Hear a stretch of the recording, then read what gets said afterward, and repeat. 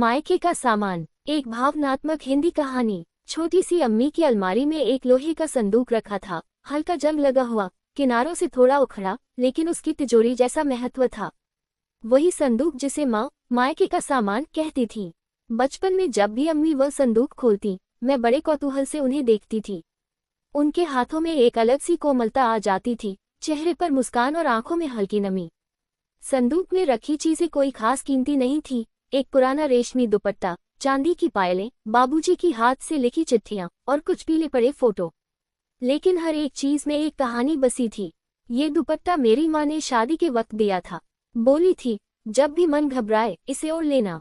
अम्मी कहती और दुपट्टा अपनी आंखों से लगा लेती। मैं तब बच्ची थी, लेकिन अब समझ आती है वो भावनाएं जो उस मायके के सामान से जुड़ी थी। अम्मी की शादी बहुत कम उम्र में हो गई थी, 14 की थी शायद। उनके चेहरे पर हमेशा एक सयानी सी शांति रहती थी, लेकिन उनकी आंखों में मायके की गलियां, वो नीम का पेड़ और बाबूजी की थपकी आज भी जिंदा थी।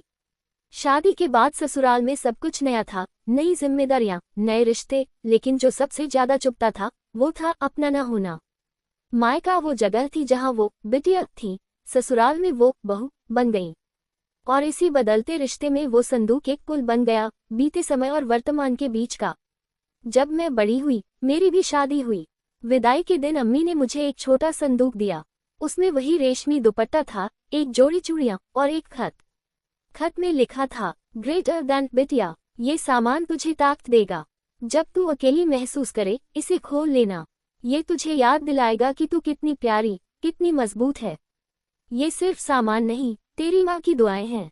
अम्मी। ससुराल में जीवन की दौड़ शुरू हो गई। काम, घर, बच्चे।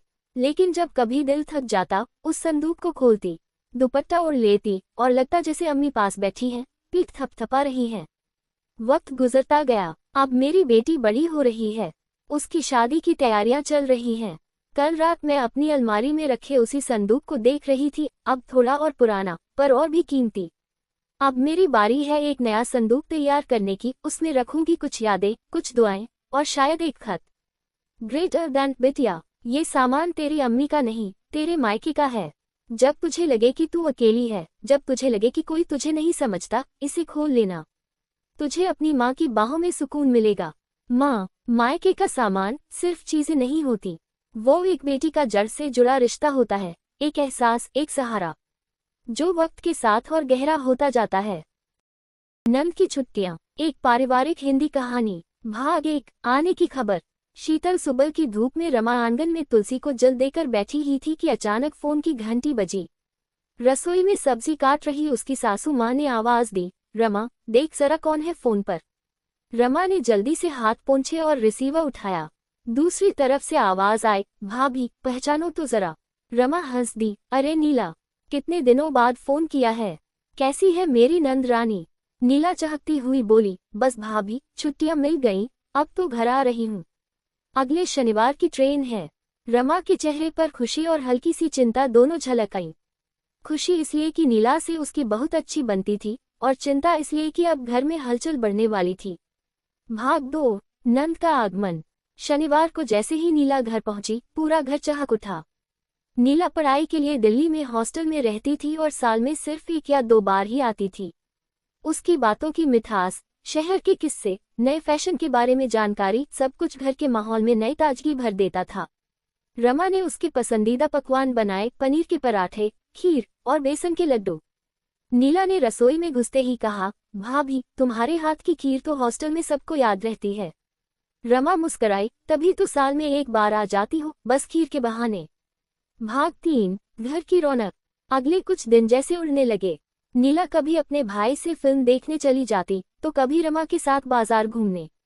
वह बच्चों को कहानियां सुनाती, उनके होमवर्क में मदद करती और हर किसी से हंस हंस कर बात करती। रमा ने गौर किया कि नीला अब पहले से ज्यादा समझदार हो गई थी। वह घर के कामों में भी हाथ बटाने लगी थी। एक दिन जब रमा बीमार पड़ी, तो नीला ने पूरा घर संभाल लिया।